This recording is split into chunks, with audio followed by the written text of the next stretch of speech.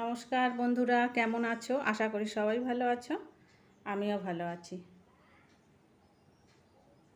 এই যে ছোট বৌদি আসবে বলে একটু লুচি করছি, বড় বড় লুচি করছি, একটু বড় সাইজের করে নিচ্ছি। কে ছোট ছোট এখন তৈরি করে, ওই জন্য একটু তাড়াতাড়ি করে 4টে করে দিলেই হয়ে যাবে। ওই জন্য লুচি ভাজছি। আর এটা 3 তারিখের ভিডিও, আর আজকের ভয়েস দিচ্ছি আজ 6 তারিখ। ভিডিওটা আপলোড করব 6 তারিখে। আজ 6 তারিখ শনিবার, কাল রবিবার। রবিবার আবার রথ আমাদের বারুইপুরে বিখ্যাত রথ ওখানে হয়। তোমরা যারা ওখানে ওই দিকে থাকো, রাজপুর, সোনারপুর বা বারুইপুরের দিকে, তোমরা জানো বারুইপুর রাসমাঠে বড় মেলা হয়, রথের মেলা। ওই রথের মেলায় অনেক স্মৃতি আছে, কিন্তু আমার বড়দা আমাকে সারা বছর ধরে বলে আসতো কাল রথ, কাল রথ, এই করে করে একটা বছর কাটিয়ে দিত। ঠিক এবার রথের আগের দিন সে যে কী আনন্দ, কি বলবো, কি মজা। কারণ ওই রথে যাব, আর ওখান থেকে মাটির সমস্ত সব খেলনা নিয়ে আসবো। তখন মাটির পুতুল, তারপরে মাটির বাসন কোসন। হ্যাঁ, মানে বর্ষায় তো বেশি মাঠে ঘাটে খেলতে পারতাম না, যার জন্য তখন ওই খেলনা বাটি ছিল মাটির। আর পাশেই আমাদের কুমোর পাড়া ছিল, আর কুমোর পাড়া থেকে সমস্ত কুমোরেরা সব মাটির মানে পুতুল, মাটির বাসন, সব খেলনা বাসন, হাঁড়ি, হ্যাঁ, এরকম মালসা, এইগুলো সব নিয়ে যেত। কত সেখানে যে ভর্তি সব কুমোররা নিয়ে যেত না, এত ভালো লাগতো, খুব মজা হতো ওই রথের মেলায়। আর তারপরে তো নানান রকম খাবারের দোকান আছে, সে তো বলাই, বড় মেলা হয়, বিশাল বড় মেলা। আর ওইদিকে মানে যারা দূর দূর থেকে সবাই রথের মেলায় আসতো, যারা লক্ষ্মীকান্তপুর, তারপরে ডায়মন্ড হারবার, মথুরাপুর, তখন দূর দূর থেকে আসতো। তখন তো মেলা এত ঘন ঘন হতো না, এখন যেমন অনেক মেলা হয়, আনন্দ মেলা, তারপরে নানা রকম হস্তশিল্পর মেলা, সব নানা রকম সবসময় মেলা হচ্ছে, 12 মাসে 13টা মেলা হচ্ছে। কিন্তু তখন ছিল রথের মেলা, রাস মেলা, চড়ক মেলা, আমাদের রাসমাঠে হতো। চৌধুরীদের ওই মেলাটা, ওদের তো 12 মাসে 13টা পার্বণ লেগেই থাকতো, আর তখন মেলা বসে যেত। আর কী যে ভিড় হতো, কি বলবো বন্ধুরা। আমার তো নিয়ে যেত ঠিক 3:30 4টের সময় আমার দাদা, আর মা বারবার বলে দিত তাড়াতাড়ি সন্ধ্যের আগে চলে আসবি, কারণ জানে তো যে হাদামোদা মেয়েটা না হারিয়ে যায় আবার ওই ভিড়ে, যার জন্য তাড়াতাড়ি আবার সন্ধ্যের আগেই ফিরে আসতে হতো। আর তার মধ্যে সে যে কি ভিড়, বললাম না দূর দূর থেকে সব আসতো। এদিক থেকে রাজপুর, সোনারপুর, ওদিক থেকে ডায়মন্ড হারবার, তারপরে নামখানা, মথুরাপুর, এই সব দিক থেকে চরণ, জয়নগর, এই দিক থেকে প্রচুর মানুষ আসতো ট্রেনে করে।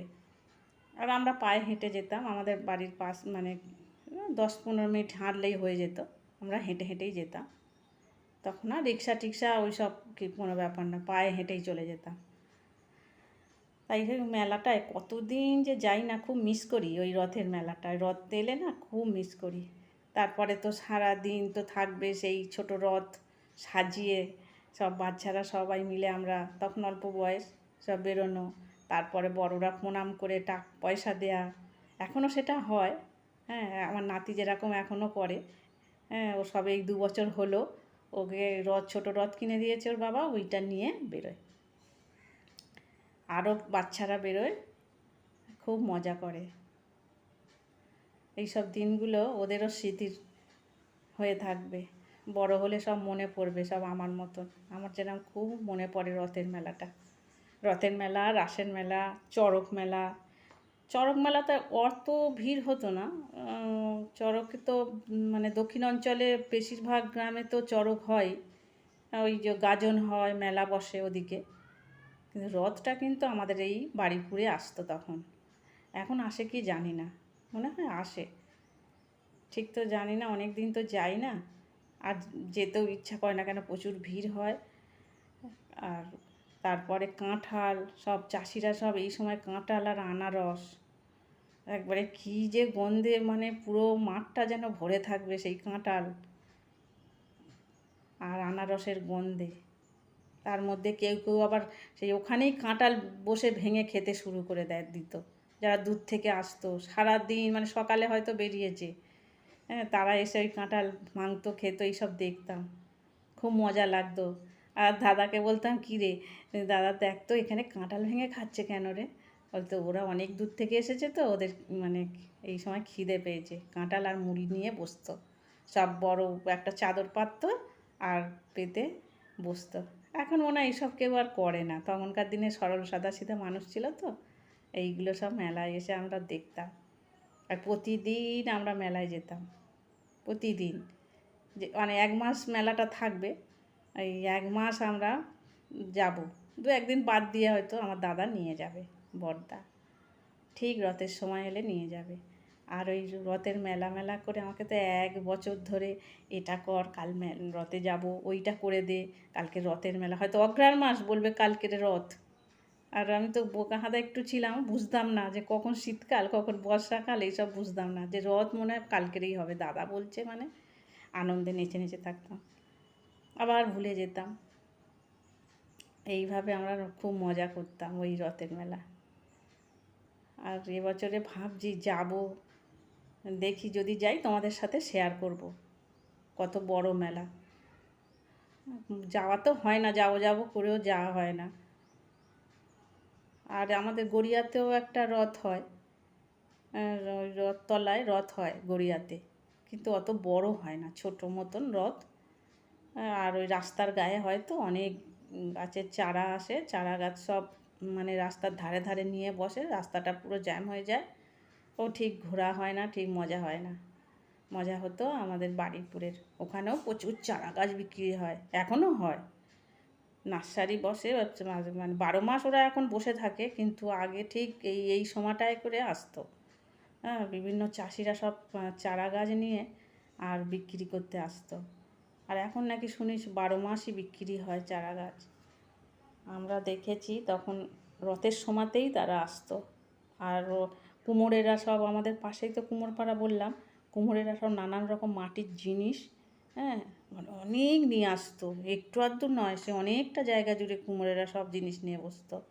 এদিকে চারা গাছ, অঢেল জায়গা ওখানটায়, রাসমাঠটা, সেই সব দিনগুলো মনে পড়ে। আজকে তোমাদের সাথে শেয়ার করলাম আমার রথ দেখার মানে মজাটা, তোমাদের সাথে শেয়ার করলাম।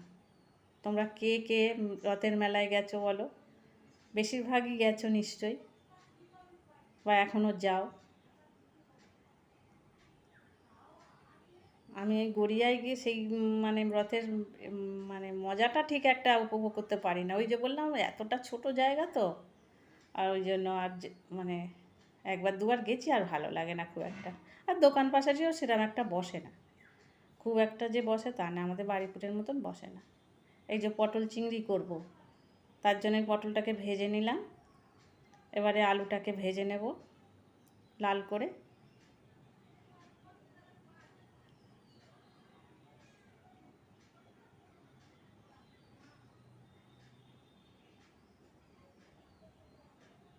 চলো বন্ধুরা, সঙ্গে থাকো, দেখতে থাকো। আর যারা ভিডিওটা দেখছো এতক্ষণ পর্যন্ত, একটা লাইক করে দিও, আর সাবস্ক্রাইব করে আমার পাশে থেকে যেতে পারো। আর সাবস্ক্রাইব কি বলবো বন্ধুরা, সাবস্ক্রাইব তো আমি দেখছি মানে কে যে সাবস্ক্রাইব তুলে নিচ্ছে, কারা কোন বন্ধুরা আমার এতটা উপকার করছে জানি না। হ্যাঁ, আর তোমরা যারা সুন্দর সুন্দর কমেন্ট করছো, যেসব বন্ধুরা দেশ বিদেশ থেকে, এত ভালো লাগছে কি বলবো। আমি তো এখন 2-3 দিন অন্তর ভিডিও দিচ্ছি, ভালো লাগে না বলে, কিন্তু তোমাদের যখন কমেন্টগুলো পড়ি তখন আবার উৎসাহ পাই, যে এত দূর থেকে আমার ভিডিও দেখে, কমেন্ট করছে, এত ভালো ভালো কমেন্ট করছে, তোমাদের অসংখ্য অসংখ্য ধন্যবাদ বন্ধু। আর যে বন্ধুরা পাশে আছি বলে সাবস্ক্রাইব করছো, আমার পরিবারে এসো, আমি কিন্তু তোমাদের সাবস্ক্রাইব করে দিচ্ছি, আমি সাবস্ক্রাইব তুলি না, সাবস্ক্রাইব তুলে কোনো লাভ হয় না।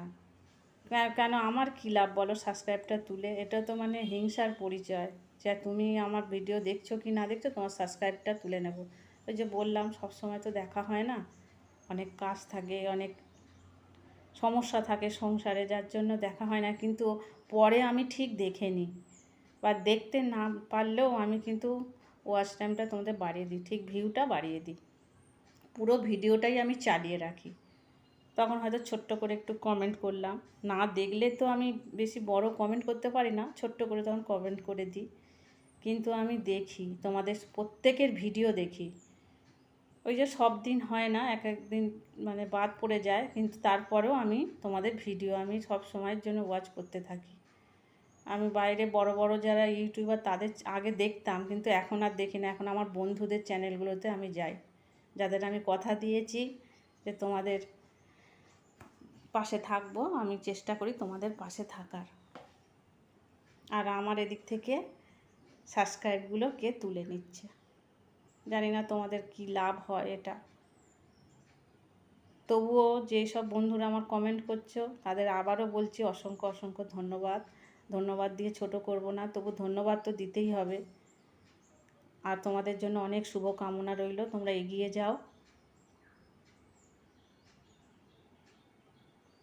এই যে দূর থেকে এত ভালোবাসা দিচ্ছ, এইটা আমার অনেক বড় প্রাপ্তি, অনেক বড় পাওনা এইটা, যার জন্য ইউটিউবে আসা। তোমরা যদি কমেন্ট করো ভালো ভালো, আমার খুব ভালো লাগে, ভালো হোক খারাপ হোক কমেন্ট করো আমাকে, আর লাইক দিয়ে দিও, আমার উৎসাহ বাড়বে আরও ভিডিও করতে। নাহলে খুব ভেঙে পড়ি, ভিডিও করতেই ইচ্ছা করে না। ভিউ তো খুব কম হয়, সে ঠিক আছে, আস্তে আস্তে নিশ্চয়ই হবে। এই যে সমস্ত মশলাগুলো আমি এখন কষে নিচ্ছি। ফোড়নে দিয়েছিলাম গরম মশলা, গোটা জিরে, তেজপাতা, তারপরে পেঁয়াজ, টমেটো দিয়ে ভালো করে কষে নিয়ে তারপরে দিলাম আদা রসুন বাটা। খুব সুন্দর খেতে হয়েছিল কিন্তু পটল চিংড়িটা। এই যে কষিয়ে নিয়েছি ভালো করে মশলাটা, তারপরে লঙ্কার গুঁড়ো, ধনের গুঁড়ো, হলুদ গুঁড়ো আর লবণ দিয়ে আর একটু কষে নেব। একটু জল দিয়ে কষিয়ে নেব, তাহলে তেলটা উপরে উঠে আসবে। বেশিক্ষণ ধরে কষতে হবে কিন্তু রান্নায়, যতক্ষণ মশলাটা অনেকক্ষণ কষলে কী হয় বলো তো, রান্নার টেস্টটা ভালো আসে। আবার বেশি পুড়িয়ে ফেলা যাবে না। এই যে তেলটাই যে ছেড়ে আসবে কড়া থেকে, দেখছো মশলাটা উঠে আসছে। অনেকক্ষণ পর্যন্ত কষেছিলাম মশলাটা।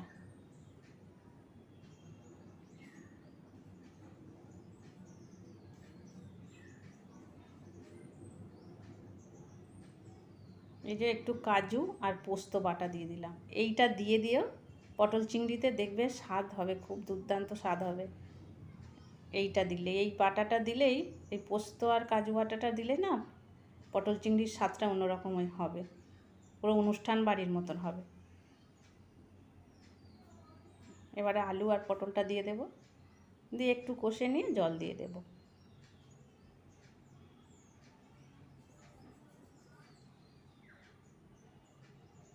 কালারটাও ভালো এসছে। এবারে লঙ্কার গুঁড়োটা এনেছি, বেশ কাশ্মীরি লঙ্কার মতন এতটা সুন্দর কালার হয়, খুব সুন্দর কালার হয়, ঠিক যেন কাশ্মীরি লঙ্কার গুঁড়ো, কিন্তু আমি এমনি লঙ্কার গুঁড়ো দিয়েছি প্যাকেটের, ওই যে এভারেস্ট কোম্পানির। এভারেস্টের কালারগুলো খুব, লঙ্কার গুঁড়ো হলুদ গুঁড়োর কালারটা ভালো হয়। এই যে জল দিয়ে দিলাম, আলু প্রায় সিদ্ধ হয়ে এসছে, আর পটল তো ভাজতে ভাজতেই সিদ্ধ হয়ে যায়। একটু চিনি দিলাম, লবণটা আগেই দিয়ে দিয়েছি।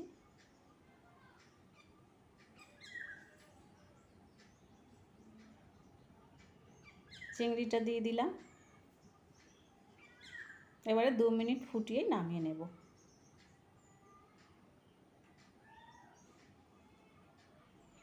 অনেক দিন পরে পটল চিংড়িটা করেছি, খেতে খুব ভালো হয়েছিল। তোমরা এইভাবে একটু করে দেখো, দেখবে অনুষ্ঠান বাড়ির মতন খেতে লাগবে পটল চিংড়িটা। ফাইনালি হয়ে গেল। একটু গরম মশলার গুঁড়ো দেব, আরও একটু ঘি দেব, অল্প একটু ঘি দেব, দিয়ে এবার নামিয়ে নেব। হয়ে গেছে পটল চিংড়ি। এই যে গরম মশলার গুঁড়ো দিলাম, আর ঘিটা বোধহয় দেখাতে পারলাম না তোমাদের, আগেই বোধহয় দিয়ে দিয়েছি, একটু ঘি দিয়েছিলাম।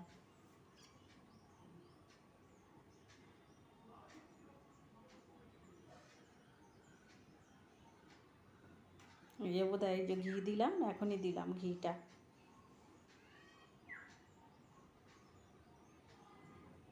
ঘি গরম মশলাটা দিলে গন্ধটা বেশ ভালো আসে।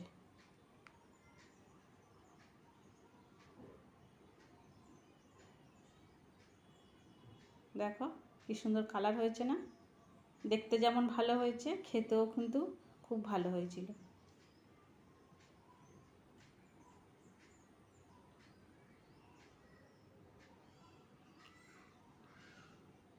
দেখো ফাইনাল লুকটা দেখো। এই যে পটল চিংড়ি, এটা আজ শনিবার, আজকের একটুখানি ওই পনির পকোড়া করে নিচ্ছি, চিলি পনির করব বলে। আমি আমার মতন করে করেছি। এই পকোড়াগুলো কিন্তু শুধু শুধু খেতে খুব ভালো লাগে। ওই পনিরের মধ্যে একটা ডিম দিয়ে দিয়েছিলাম, কর্নফ্লাওয়ার, একটু একটু আদা রসুন বাটা, একটু গোলমরিচের গুঁড়ো আর লবণ দিয়ে ভালো করে মেখে, আর ওই একটু পাতলা মতন হয়ে গেছিলো ডিমটা দিতে। একটাই ডিম দিয়েছি কিন্তু তবু একটু বেশি হয়ে গেছিলো।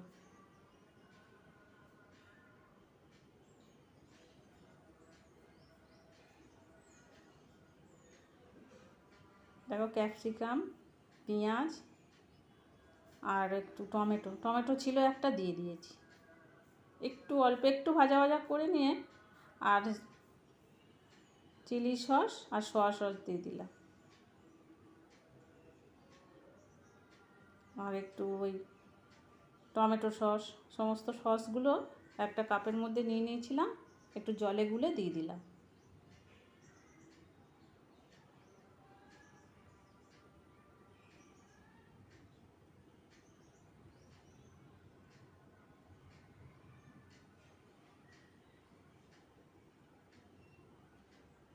এবার পকোড়াগুলো দিয়ে দেব।